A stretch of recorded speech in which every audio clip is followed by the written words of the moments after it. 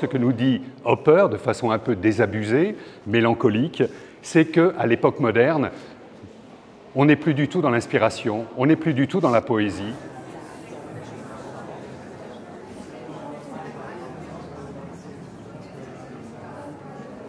Alors nous sommes ici devant un tableau d'Edward Hopper qui s'intitule « Gas ». Ça veut dire « essence ». Et c'est un tableau qui peut-être résume tout le sentiment d'Edward Hopper face à une situation américaine dont il déplore au fond la mutation moderne, technologique, machiniste.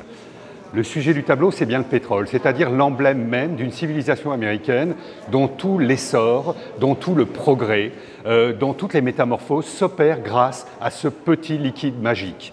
Or, Hopper est un artiste qui connaît très bien la culture européenne, qui connaît très bien les maîtres anciens.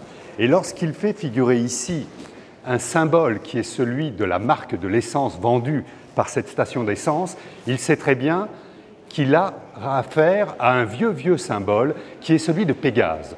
Or, Pégase, dans la mythologie grecque, c'était un animal qui avait donné aux muses la source qui allait leur permettre de s'abreuver. En gros, c'est grâce à Pégase que la poésie, que les arts étaient nés dans la Grèce antique. Or, ce que nous dit Hopper, de façon un peu désabusée, mélancolique, c'est qu'à l'époque moderne, on n'est plus du tout dans l'inspiration, on n'est plus du tout dans la poésie.